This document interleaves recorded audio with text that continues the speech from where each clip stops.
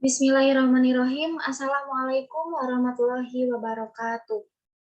Pada kesempatan kali ini, kami dari kelompok 7 akan membahas mengenai materi enzim. Sebelumnya, perkenalkan nama saya Retvi Repiani Rohimati selaku moderator dengan anggota kelompok 7 yaitu ada Safira Madani Tanjung, Maharani Ratna Intan, Nurul Andini, dan Rizka Nurrahmasari. Baik, langsung saja kita ke pembahasan yang pertama yaitu mengenai next.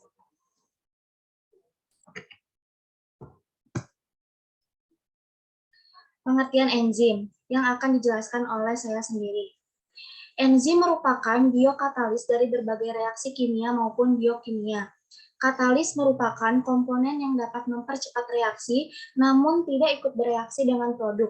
Enzim tidak mengubah keseimbangan reaksi, namun hanya dapat mempercepat tercapainya keseimbangan reaksi.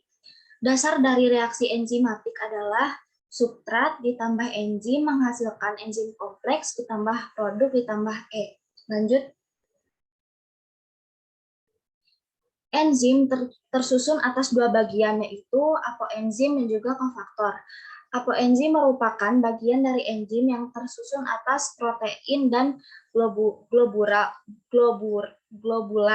Sedangkan kofaktor merupakan bagian enzim yang tersusun atas molekul organik dan komponen inorganik. Next. Molekul organik penyusun enzim berupa vitamin seperti tiamin, riboflavin, dan nikotinamid. Vitamin-vitamin tersebut merupakan koenzim yang berikatan secara kovalen dengan protein dari enzim. Komponen inorganik disebut juga aktivator. Komponen inorganik tersusun atas ion-ion logam bermuatan positif antara lain magnesium, zinc, besi, natrium, dan juga kalium. Next. Interaksi antara substrat dan enzim sangat spesifik. Spesifitas tersebut terbagi dalam beberapa hal, yaitu yang pertama ada spesifitas absolut, yaitu enzim yang hanya mengatalisa dengan suatu jenis reaksi dan hanya satu jenis substrat. Yang kedua ada spesifitas gugus fungsional, yaitu enzim hanya mengkatalisa molekul yang mempunyai gugus fungsional spesifik. Untuk selanjutnya akan dijelaskan oleh rekan saya, yaitu Safira. Kepada Safira saya persilakan.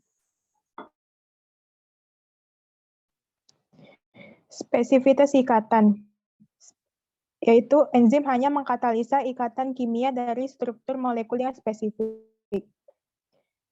Spesifitas stereokimia, yaitu enzim mengkatalisa isomer sterik atau optik tertentu. Next.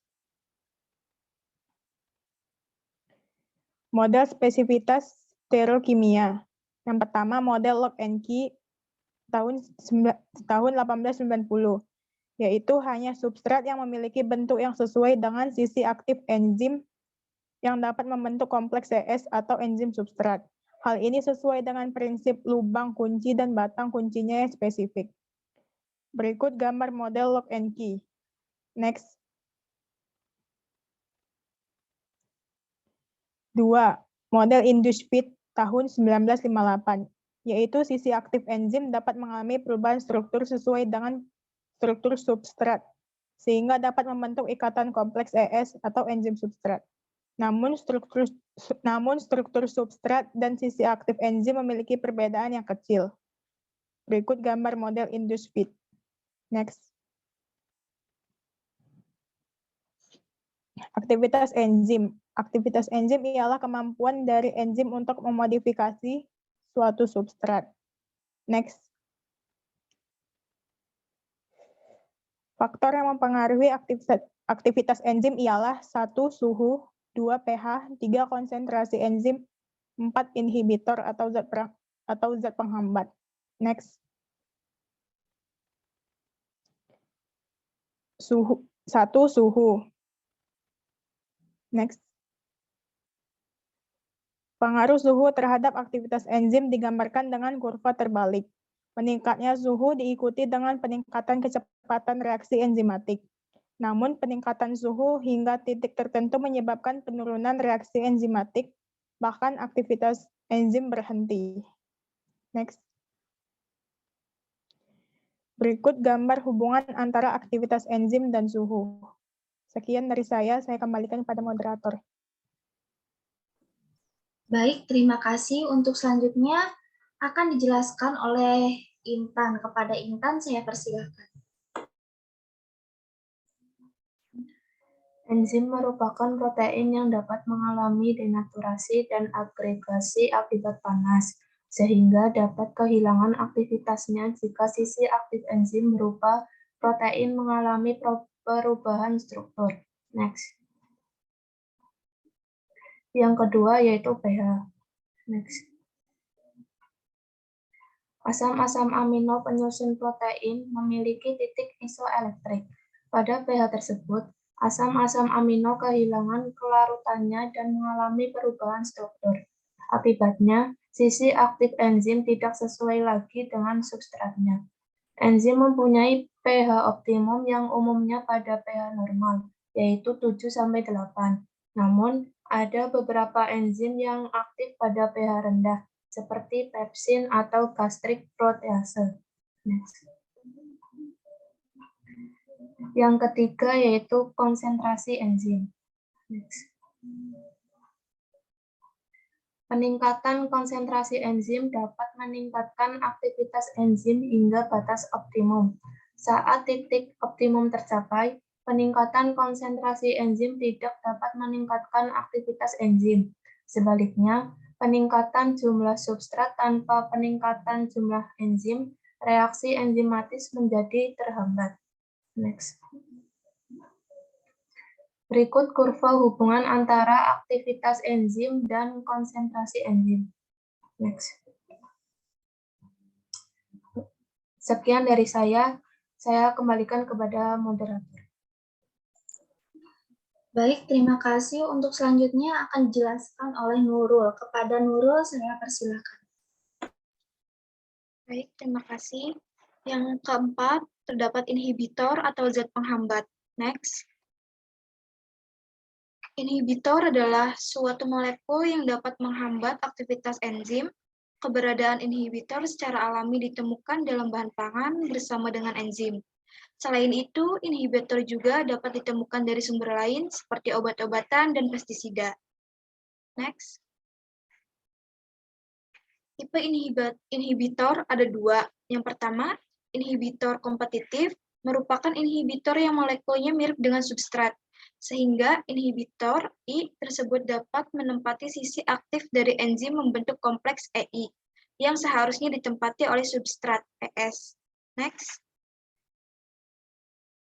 Tipe kedua yaitu inhibitor non-kompetitif, adalah inhibitor yang molekulnya berbeda dengan substrat, sehingga tidak dapat menempati sisi aktif dari enzim, namun berikatan dengan bagian lain dari molekul enzim, yang menyebabkan perubahan bentuk, termasuk perubahan sisi aktif dari enzim, sehingga sisi aktif dari enzim tidak berikatan dengan substrat. Next. Penamaan enzim. Penamaan enzim didasarkan pada jenis reaksinya dengan penambahan ase pada bagian akhir jenis reaksinya, seperti polimerase dan isomerase untuk reaksi polimerisasi isomerisasi. Seringkali nama substrat juga ditambahkan sebelum nama reaksinya, seperti polifenol oksidase merupakan enzim yang mengoksidasi senyawa polifenol, namun ada pengecualian untuk beberapa enzim seperti pepsin, renin, dan tripsin. Next. Sekian dari saya kembalikan kepada moderator. Baik, terima kasih. Untuk selanjutnya akan dijelaskan oleh Rizka. Pada Rizka saya persilakan. Baik, terima kasih. Untuk selanjutnya yaitu standarisasi penamaan enzim. Standarisasi penamaan enzim dikeluarkan oleh EUB atau International Union of Biochemistry melalui suatu komisi yaitu Komisi Enzyme Commission atau IC. Penamaan sistematik oleh IC dilakukan dengan pemberian inisial atau kode IC dilanjutkan dengan 4 angka yang dipisahkan dengan titik. Angka pertama merupakan kelas dari enzim. Angka kedua merupakan subkelas dari enzim. Angka ketiga merupakan sub-subkelas, dan angka keempat merupakan nomor seri dari enzim dalam subkelas. Untuk selanjutnya yaitu pengelompokan enzim. IC1 atau Pseudoreduktase merupakan enzim yang mengkatalisa reaksi oksidasi atau reduksi yang melibatkan transfer elektron. Contohnya oksidase, dehidrogenase, dan reduktase.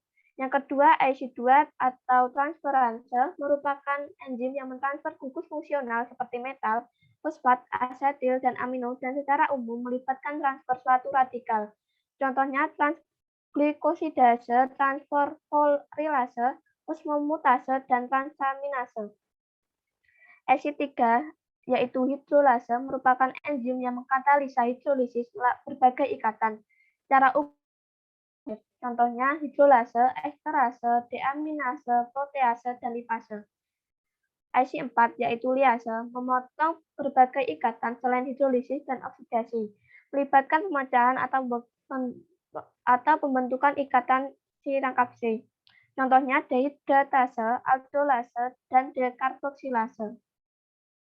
EC5 yaitu isomerase merupakan enzim yang mengkatalisa perubahan isomerase dengan molekul tunggal dan melibatkan perubahan struktur molekul. Contohnya glukosa 6P isomerase dan fosfomutase.